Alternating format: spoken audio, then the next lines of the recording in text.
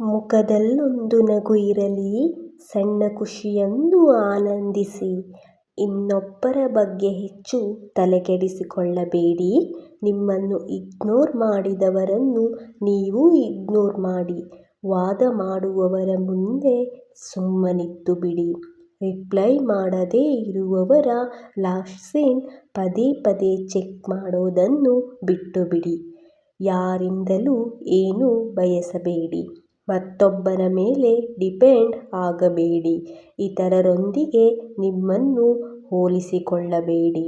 Hope ಇಟ್ಟುಕೊಳ್ಳಿ, ಆದರೆ ಆತುರ ಬೇಡ. ತೋರಿಕೆಗೆ ಆಡಂಬರ ಬೇಡ. ದೇವರು ಎಲ್ಲರಿಗೂ ಒಳ್ಳೆಯದು ಮಾಡಲಿ. ಕೇಳಿದ್ದಕ್ಕೆ ಧನ್ಯವಾದಗಳು. ಈ ವಿಡಿಯೋ ನಿಮಗೆ ಇಷ್ಟವಾದರೆ ದಯವಿಟ್ಟು ಸಬ್ಸ್ಕ್ರೈಬ್ ಮಾಡಿ ಹಾಗೂ ಲೈಕ್, ಶೇರ್, ಕಮೆಂಟ್ ಮಾಡಿ.